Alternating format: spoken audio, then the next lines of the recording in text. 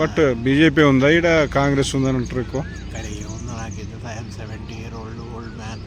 ఎట్లయినా మీ ఓటు ఉంది కదా సార్. నాకు సంబంధించిన చెప్తా. అదే మీది మీ ఒపీనియన్. రెడ్డినే అనుకుంటున్నాను. 100%. ఏ విధంగా ఉంది, ఎవరు గెలిచే అవకాశం ఉంది? చెవెళ్ళ సార్ అదే చెప్తున్నా కదా, బీజేపీకి ఛాన్సెస్ ఎక్కువ ఉన్నాయి.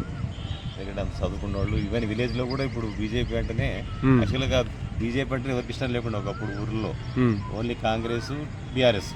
ఇప్పుడు బీజేపీ ఒక మోడీని చూసి మోడీకి ఓటేయాలా, మోడీని ప్రైమ్ మినిస్టర్ చేసుకోవాలా, మనం ఇండియాని కూడా మనం కాపాడుకోవాలనే ఉద్దేశంతో ఇప్పుడు వేరే విదేశాల్లో చూస్తున్నాం కదా సార్, పాకిస్తాన్, ఇటు పక్క శ్రీలంక, ఏ పరిస్థితులు ఉన్నారు వాళ్ళు ఇప్పుడు ఈవెన్ తినడానికి కూడా ఇబ్బంది పడుతున్నారు.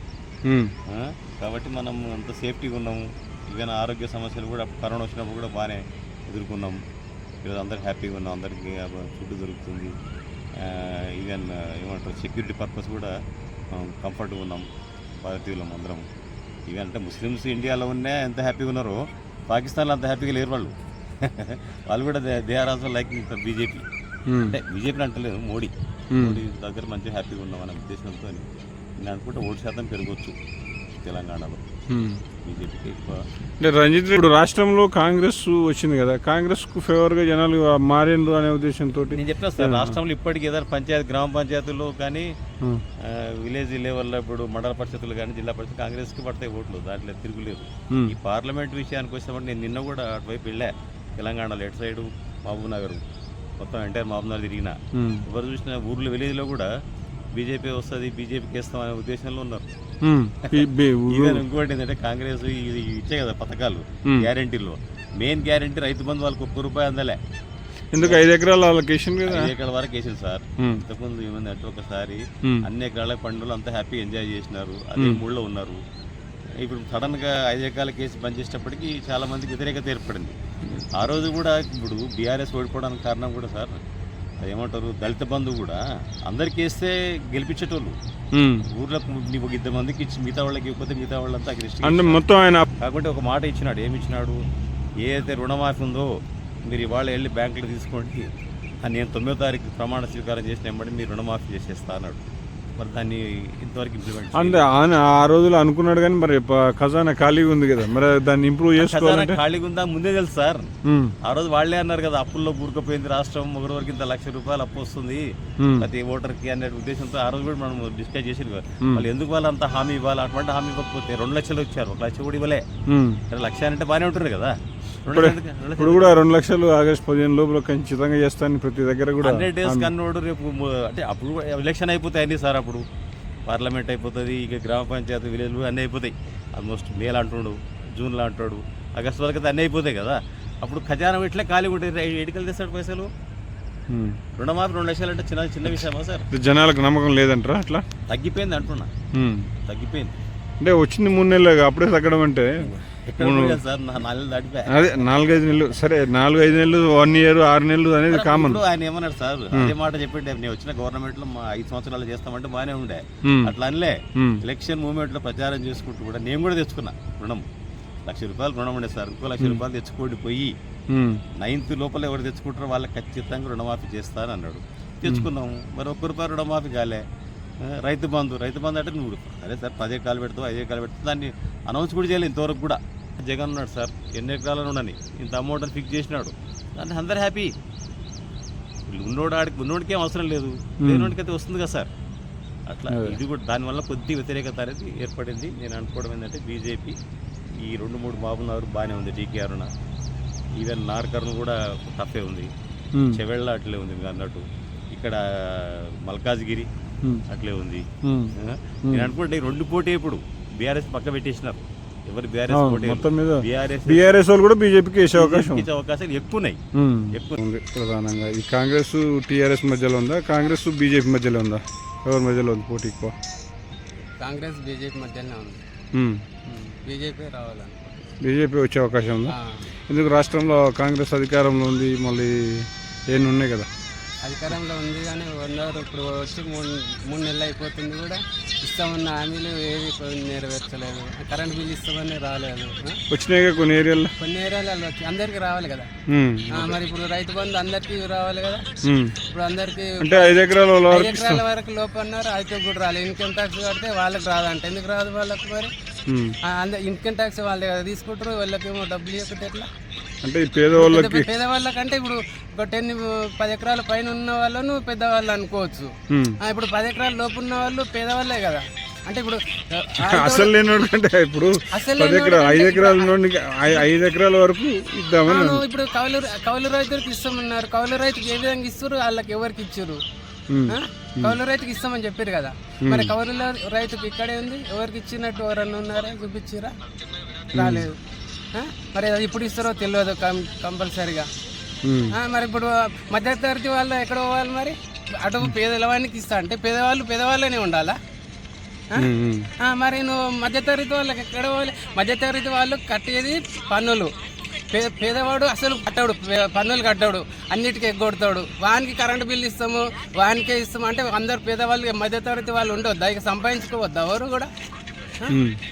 అటు ఉన్నవానికైతే అసలు లేదంటే మరి మధ్యతరగతి వాళ్ళు అటు లేకుండా ఉన్నారు, ఇటు లేకుండా ఉన్నారు. వాళ్ళకన్నా ఇవ్వాలి కదా. మరి మొత్తం బెనిఫిట్ రాలేదంట. బెనిఫిట్ రాలేదు. మరి అందరు ప్రజలకు వచ్చిందంటే అది ఒక సరే. నువ్వు హై లెవెల్ వాళ్ళకంటే ఇవ్వకపో, వాళ్ళే తీసేయి. ఇప్పుడు మధ్యతరగతి అంటే 10 ఎకరాల 5 ఎకరాల వరకు అయితే 5 ఎకరాల వరకు అనేది పెట్టిండు కదా. 5 ఎకరాల వరకు అయితే ఇస్తారు కదా. వాళ్ళు కూడా ఇప్పుడు ఇన్కమ్ ట్యాక్స్ కట్టిన వాళ్ళకి ఎవరికి వచ్చింది చెప్పు? వచ్చింది వాళ్ళకు. 5 ఎకరాలు ఉన్న వాళ్ళకు కూడా రాలేదు. ఇన్కమ్ ట్యాక్స్ కడుతున్నామని, కారు ఉందని అవన్నీ సాకులు పెట్టి ఎగ్గొట్టేసి అది లెక్కనే అంటారా? ఫస్టే చెప్పాలి. ఒకవేళ పార్టీ ఎజెండాలనే ఇవన్నీ చెప్పాలి మాకు. చెప్తే మేము మీరు కరెక్ట్ ఉన్నారా లేదా అని ప్రజలు ఎన్నుకోవాలా వద్దా అనేది ఎన్నుకుంటుండేవాళ్ళు. నువ్వు అవన్నీ ఏం చెప్పకుండా అందరికి ఇస్తాము, కౌలు రైతుకు ఇస్తాము, భూమి ఉన్న వాళ్ళకి ఇస్తాము అని చెప్పారు. అప్పుడు రైతు భరోసా అని చెప్పారు. మరి అది లేనే లేదు. డబ్బులు ఎందుకు ఇస్తామంటే నువ్వు ఎందుకు మేనిఫెస్టోలో ఎందుకు చేర్చలేదు? అవన్నీ కొంచెం ఇంప్రూవ్ చేసి చేస్తాము. 5 సంవత్సరాలు చేస్తాం. 5 సంవత్సరాల తర్వాత నువ్వు ఉంటూ పోతావు అని తెలుసు. మేము ఉంటామా పోతాం మాకే తెలియదు. అంటే 5 సంవత్సరాల తర్వాత మేము ఉంటామా? ఇప్పుడు ఓట్లు వేసినాము. మరి ఇంకొన్ని వేరే ఇప్పుడు వచ్చే సంవత్సరం వేస్తా తింటామంటే అవుతుందా? మాకు ఇప్పుడు ఆకలి అవుతుందో మాకు పెట్టాలి కదా. ఇప్పుడు మేము ఇప్పుడు సంపాదించి నీకేమో ప్రభుత్వాన్ని ఎందుకు చేరినావు? నువ్వు అప్పులు ఉన్నాయని నీకు తెలియదా? ఫస్ట్ ఇప్పుడు 10 ఏళ్ల సంది అన్ని అప్పులో పడేసిండు కేసీఆర్ అన్నారు. మరి ఆ 10 ఏళ్ల సంది అప్పులో ఉన్న దానికి నేను ఎందుకు పోటీ చేయాలి? నేను ఎందుకు అధికారంలోకి రావాలని ఈ పనికిరాని అన్ని ఇవన్నీ ఎందుకు పెట్టినట్టు? ఈ ఉచితాలు ఎందుకు ఉచితాలు ఎందుకని మీరే అంటారు? ఇచ్చిన వాళ్ళు వద్దంటారు. అట్లంటే ఎట్లా? మీరు ఫస్ట్ పెట్టుకుంటే కదా మేము అడిగేది. అడిగి పెట్టినావు కాబట్టి నీకు మెజార్టీ వచ్చింది కాబట్టి మరి అవన్నీ నెరవేర్చాలి కదా. ఇవన్నీ ఇప్పుడు అన్ని సాకులు చెప్తే ఎట్లా? మేము అప్పులలో ఉన్నాము అంటే నీకు అప్పులు ఉన్నాయి తెలియదా? ఫస్ట్ మాలాంటి వాళ్ళు ఎడ్యుకేషన్ ఉన్న వాళ్ళు మాత్రం 100% బీజేపీ మద్దతు ఇప్పిస్తారు. ఎందుకు అంటే ఇలా మనం గత 55 సంవత్సరాలు కాంగ్రెస్ ప్రభుత్వం పరిపాలించింది. ఎన్నో ప్రభుత్వాలు పరిపాలించాయి. ఒక 10 సంవత్సరాల నుంచే మోడీ ఉన్నాడు. ఆ మోడీ పరిపాలనలో మన దేశం ఒక ఉన్నత స్థాయిలో ఒక పేరుగాంచుతుంది. ఇలా రెడ్ కార్పెట్ ఆహ్వానిస్తున్నాయంటే మన దేశ పరిస్థితి ఎలా ఉంది? ట్యాక్స్లు బాగా వేస్తుంది, జిఎస్టీలు వేస్తుంది. ట్యాక్స్ వేస్తుందంటే గత ప్రభుత్వాలు చేసిన తప్పిదాలే. వాళ్ళు చేసిన ఈ అప్పులు అన్ని పథకాలు ఫ్రీ పథకాలని చెప్పి అప్పులు చేసి పెట్టినవి తప్ప అప్పులు తీర్చలే. ఇప్పుడు ఈ ప్రభుత్వము మాలాంటి కారు గీళ్ళు ఉన్న వాళ్ళు మేమే కడుతున్నాం ట్యాక్స్. ఎవరు కడుతున్నాం? నేను రోజు 2100-1500 డీజిల్ పోస్తా. మరి నేను ట్యాక్స్ కడుతున్నట్టే కదా, నేను బాధపడతలేను. నేను గవర్నమెంట్ ట్యాక్స్ కడుతున్నా. ఈ ట్యాక్స్ రూపంలో ఈ అప్పులన్నీ తీరుస్తుండు. మరి పెట్రోలియంగా 2,50,000 కోట్లు అప్పు చేసింది గత కాంగ్రెస్ ప్రభుత్వం. తీర్చింది ఏంది? అంటే కాంగ్రెస్ ప్రభుత్వం ఉన్న కాలంలో ప్రాజెక్టు ఇప్పుడున్న 100 కోట్లు సంపాదించి విదేశాల్లో ఉన్నారంటే కాంగ్రెస్ ప్రభుత్వం ఉన్నప్పుడు వాళ్ళందరూ బయట పడతారు. ఇప్పుడు అందరూ వాళ్ళ ఆస్తులు కూడా జప్తు చేసినాయి బీజేపీ ప్రభుత్వం. ఓకే, మరి ఇప్పుడు నీతి నిజాయితీతో పనిచేస్తుంది. ఒకటండి, ఏ రాజకీయ నాయకుడైనా, నేను ఏ పార్టీ కాదు, ఏ రాజకీయ నాయకుడు తన స్వార్థ కోసం తన డబ్బును సంపాదించుకోవడం, తన ఆస్తులు కాపాడడానికే పనిచేస్తుంది. కానీ బీజేపీలో ఉన్న కొంతమంది నాయకులు చూడండి, అందరూ అంటలేను, చేతికి 5 ఏళ్ళు కరెక్ట్ ఉండవు. కొంతమంది ఇప్పుడు మోడీ కానీ ఆదిత్యనాథ్ యోగి లాంటి వ్యక్తులు కావాలి దేశానికి. వాళ్ళు ఒక ఖానా కపడా మకానా, అంతకు మించి ఏముందండి వాళ్ళకు? వాళ్ళ బంధువులకు, అన్నలకు, తమ్ములకు ఏమైనా ఇస్తున్నాడా? వాళ్ళు అనుకుంటే ఎంతసేపు అండి ఇలాంటి రాజకీయ నాయకులు ఉన్నారు, నీచ రాజకీయ నాయకులు అంటే నేను వాళ్ళంటాను అవినీతి రాజకీయ నాయకులు ఉన్నారు. వాళ్ళ కుటుంబాలు, అన్నలు, తమ్ములు తరతరాలు. కాంగ్రెస్ ప్రభుత్వం కూడా అంత ముందు ఏం చేసింది? ఇప్పుడు రాహుల్ గాంధీ, ప్రియాంక గాంధీ వీళ్ళందరూ అండి ఒక్క సైడ్ మాత్రమే. కాంగ్రెస్ ప్రభుత్వం ఉన్నప్పుడు ఒక్క పార్టీ దిక్కే చూస్తుంది, ఒక్క వర్గాన్ని అది చూస్తుంది. కానీ బీజేపీ ఉంటే అన్ని వర్గాల వాళ్ళని చూస్తుంది. ఇలా ఏ ప్రభుత్వం అయినా చూడండి, అన్ని ప్రభుత్వాలకు అధికారం ఇచ్చి చూసినాం. కాంగ్రెస్ ప్రభుత్వం ఉంటే ఎవరికి ఇస్తారండి? ఒకటే ముస్లిం వాళ్ళకంటే ముస్లిమే ఉండరండి. ఈ హిందూ దేశంలో 80% హిందువులు ఉన్నప్పుడు హిందువులకు ఏం న్యాయం జరుగుతుంది? హిందువుల యొక్క చట్టాలు ఏమున్నాయి? ఇప్పుడు మన గుళ్ళ నుంచి వచ్చే సొమ్మును వాళ్ళకి ఇస్తుంది. కానీ చర్చిల నుంచి కానీ ప్లస్ మస్జిద్ నుంచి వచ్చే సొమ్ము దేనికి ఇస్తున్నారండి? ఎవరికి ఇస్తున్నారండి? హిందువులు ట్యాక్స్ కడుతున్నారు. ఒక 2 పిల్లలు ఉండలేమో ట్యాక్స్ కట్టాలి, 10 మంది పిల్లలు ఉండలేమో ట్యాక్స్ కట్టాలి. అన్ని ఫ్రీ పథకాలు. నేను కులం అంటలేను, బట్ కొంతమంది ముస్లిం ఉన్నారు, హిందూ దేశ ముస్లింలు ఉన్నారు, వాళ్ళు మాట్లాడారండి. వాళ్ళకి న్యాయం జరగాలంటే వాళ్ళు బీజేపీ కావాలని కోరుకుంటారు. కొంతమంది ఉన్నారు ఇక్కడ ఉట్టి ఇక్కడ తిని ఈ గాలి పెట్టుకొని పాకిస్తాన్ జై పాకిస్తాన్ అంటే రాజ్యం ఎగిరేస్తారు. నీ తల్లిని నువ్వు గౌరవిస్తున్నావు, నీ భర్త మాత్రం నువ్వు ఇస్తావా? నువ్వు ఎవరైనా కాదు, ఏ మతమైనా కానీ మతాలకు అతీతంగా పనిచేయండి. నాయకుడైనా కూడా ఒక మతాలకు అతీతంగా పనిచేసేది ఒకే ఒక పార్టీ. నేను పార్టీ కాదు, బీజేపీ పార్టీ. అది మోడీ ప్రభుత్వము, ఆదిత్యనాథ్, యోగి లాంటి వ్యక్తులే కావాలి నాకు. మిగతా వ్యక్తులు అంటే అలాంటి వ్యక్తులకు మనం ఓటేసిన దేశము బతుకుతుందండి, గర్వంగా బతుకుతుందండి. మన దేశంలో మనం ఉండి కూడా కాశ్మీర్, పాకిస్తాన్లో ఉన్నట్టు ఇప్పుడు మన దేశంలో మనం ఉన్నాం. అక్కడ కాశ్మీర్లో ఉన్న ముస్లింలు కూడా తలెత్తుకొని తిరుగుతారు, జై బీజేపీ అంటున్నారు, మోడీకి సపోర్ట్ ఇస్తున్నారు, ఆదిత్యనాథ్, యోగి లాంటి వాళ్ళకి సపోర్ట్ ఇస్తున్నారు. ఇక్కడున్న గెలిచే అవకాశం కొండా విశ్వేశ్వర అంటే బీజేపీ ఎక్కువ. అంటే ఇప్పుడు ఇక్కడ స్టేట్లో కాంగ్రెస్ అధికారంలో ఉంది కదా, దాన్ని ఏమైనా చూస్తారా లేకుంటే ఓన్లీ సెంట్రల్ చూడాలనే ఉద్దేశం? మోడీ అనేది కొంతమంది ఏం పనులు చేస్తలేడు, ఓన్లీ గుడి బడి అంటున్నాడు తప్ప అసలు ఈ అభివృద్ధి పథకాలు కూడా ఏమి పెద్దగా తెలంగాణకి ఇవ్వడం కానీ ఇట్లాంటివి కూడా ఏం చేయలేదు. ఇంతకుముందు 2000 రూపాయలని రద్దు చేసినాక ప్రతి ఒక్కరి అకౌంట్లో ఇన్ని డబ్బులు యాడ్ అయితే అన్నారు, కానీ ఒక్కరికి కూడా కాలే కదా. దాన్ని ఎట్లా నమ్ముతారు జనాలు? ప్రాపర్గా అంటే ఏం లేకుండా అలిగేషన్స్ చేసినట్టు అనిపిస్తుంది, ప్రూఫ్స్ లేకుండా మాట్లాడుతున్నారు. అంటే ఏం చేసినా మీరు అలిగేషన్స్ అని వాళ్ళే అనుకుంటే మీరు చెప్పండి, ఏం చేశారు? అంటే నేషన్ స్ట్రాంగ్ చేశాడు ఇంటర్నేషనల్ లెవెల్లో. చైనా తోటి మనం కంప్లీట్ చేయగలుగుతున్నాం, అన్ని నేషన్స్ కూడా మన పవర్ని రికగ్నైజ్ చేస్తున్నాయి. That is a big achievement. బీఆర్ఎస్కి వెళ్ళి నిలబడ్డటువంటి వారు కాసాని జ్ఞానేశ్వర్ గారు అత్యధిక బంపర్ మెజార్టీతో గెలవబోతున్నారు. అసలు ఎందుకు గెలుస్తాడు, అవతల ఎందుకు గెలవరు అనే దానికి కూడా స్పష్టమైన సంకేతాలు కనపడుతున్నాయి. ఎందుకంటే కాసాని జ్ఞానేశ్వరు ముదిరాజు గారు ఎన్నో ప్రజా సంక్షేమ కార్యక్రమాలు వాళ్ళ జిల్లా పరిషత్ చైర్మన్ ఉన్నప్పుడు చేసిండు. ఇప్పుడు ఇంకొకటి ఏమైంది, 2 పటేళ్ళు రెడ్లు వాళ్ళు ఏం చేస్తున్నారు, మేము రెడ్లమే గెలుస్తాము, ఎక్కడైనా ఈ బీసీకి ఓట్లు వేయరు అనే దానికి వచ్చింది. కాంగ్రెస్ పార్టీలో 65 మంది ఎమ్మెల్యేలు డబ్బులతోటే గెలిచారా? వ్యతిరేకత, ప్రభుత్వం మీద వ్యతిరేకతను వీళ్ళు చెప్పిన మాయ మాటలకు బోల్తా వాడని ఇప్పుడు అనుభవిస్తున్నారు. అంటే ఇప్పుడు 3 నెలలే అయింది వచ్చి, 3 నెలల్లో నీకు అప్పుడే మొత్తం ఆయన పెట్టట్లేడు, చేయట్లేదు. 3 నెలల్లో మేము కరెక్ట్ ఆ విషయంలో ఆ 100 రోజులలో మొత్తం చేస్తున్నావు, 100 రోజులలో మొత్తం చేస్తున్నావు, 100 రోజులలో మొత్తం చేస్తున్నావు. మళ్ళీ ఇప్పుడేమో 3 నెలలలోనే అవుతుందా, 9 నెలలకు కదా అయ్యేది. అది మంచి మాటనే. కొంత విధానం ముఖ్యమంత్రి అనేట ఆయన ఒక రాష్ట్రానికి రాజ్యాంగబద్ధమైన పెద్ద పదవిలో ఉండి నీవు ఇష్టం నాటి మాట్లాడతావా? 9వ తారీఖు నాడే నేను మొత్తం చేస్తా, 14వ తారీఖు చేస్తా, 20వ తారీఖు నాడు వినండి సార్, మొత్తం ఇన్ని మాట్లాడుకుంటూ వచ్చి ఇన్ని కత్తెర పెట్టుకుంటా గోళీలు తీసి గోటీలు ఆడతా దేనికి ఆడతాడండి? రైతు బంధు ఎగ్గొట్టినందుక, 2000 నుంచి 4000 పింఛన్ ఎగ్గొట్టినందుక, 2500 ఇస్తానందుక, రుణమాఫీ చేస్తానందుక, దేనికి ఎగ్గొడతాడు? ఒడ్లు కొనందుక, వర్షాలు ఎండబెట్టినందుక, మీరు తీసుకొచ్చిన కరువు అంటాడు. మేము చేసిన కరువు మాట్లాడేది కాదు. ఊర్లలో పోండి, చేలు ఎండిపోయి కాళేశ్వరం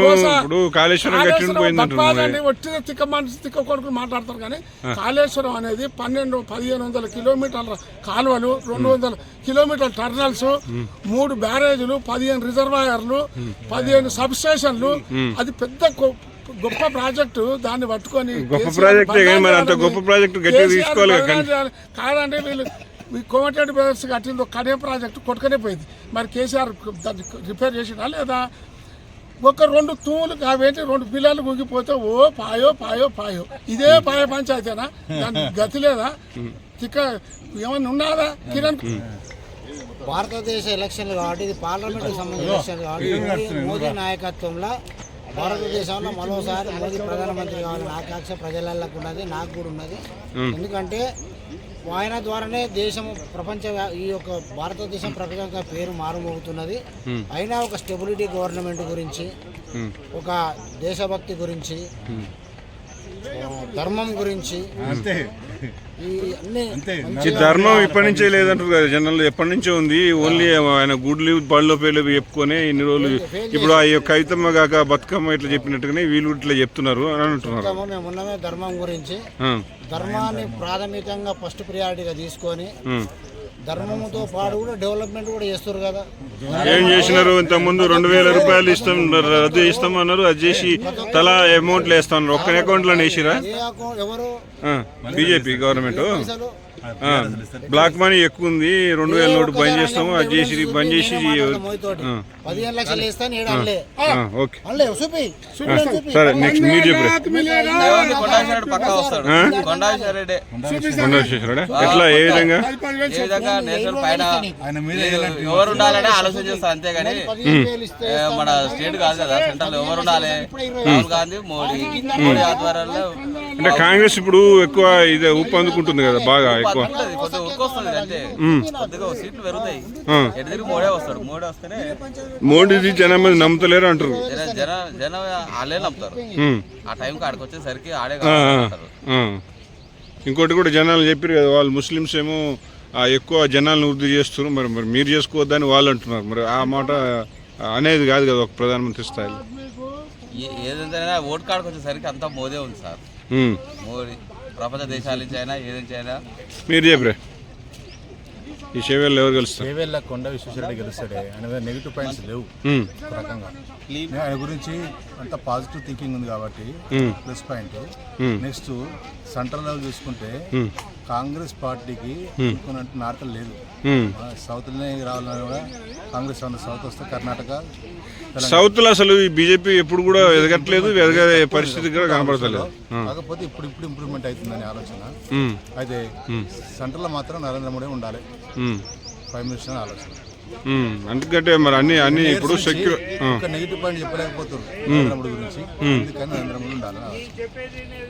అంటే కరెక్టే, కానీ మన స్టేటు, మన రాష్ట్రం, దేశము సెక్యులర్ కంట్రీ. మన సెక్యులర్ కంట్రీలో హిందూ అంటే నీకు ఓన్లీ హిందువులే పడతాయి అంటారు కదా, హిందువులు కూడా అందరు చేస్తలేరు కదా. సెక్యులర్ పార్టీ ఒప్పుకుంటా, సెక్యులర్ దేశమే ఒప్పుకుంటాం. కాకపోతే నరేంద్ర మోడీ 10 సంవత్సరాల నుంచి సెక్యులర్ కాపాడుతుంది, కానీ నేను పాడేం చేయలే కదా. ఫీలింగ్ ఎక్కడ ఫీలింగ్ వచ్చింది? ప్రతిపక్ష ఏది ముస్లిం అని క్రిస్టియన్స్ అంటే ఏడ చేయలే కదా. అందరిని ఈక్వల్గా చూసిండు కదా, అందరికి సమానంగా. గొడవలు లేవు కదా మతపరంగా. ఏం పేరు ఇప్పుడు చైనా యుద్ధం అలాంటివి కూడా అన్ని కంట్రోల్ చేసిరు కదా, బార్డర్స్ కూడా కంట్రోల్ చేసింది కదా. అంతకన్నా ఎక్కువ ఏం చేయగలుగుతారు? ఇప్పుడు ఒక రకంగా చూస్తే మనం ఆలోచిస్తే అంతకన్నా బెటర్ ఎవరు అనిపిస్తలేదు నరేంద్ర మోడీ కన్నా బెటర్ ప్రజెంట్.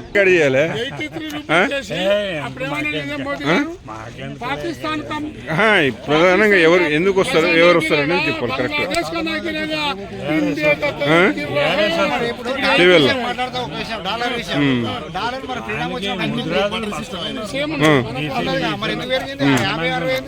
అంతకుముందు ఉండే ఇప్పుడు అవుట్డేటెడ్ అంటారు కదా ఆయన.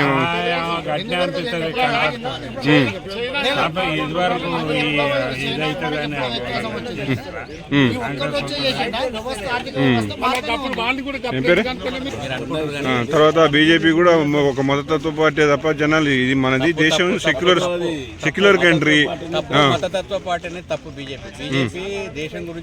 నిన్న మన అన్నాడు కదా మోడీ, వాళ్ళు ముస్లింలని జనాలు వాళ్ళు వృద్ధి చేసుకుంటూ పోతున్నారు తప్ప. వాళ్ళ అన్న మాటలకు రియాక్ట్ అయ్యాడు, వాళ్ళ అన్న మాటలకు రియాక్ట్ అయ్యాడు ఆయన. లేకపోతే ఇప్పటి వరకు ఎక్కడన్నా వచ్చిందా క్రిటిసైజేషన్ వచ్చిందా మోడీ మీద? మోడీ అంత మంచి ఏమన్నారు వాళ్ళు? ఏమన్నారు?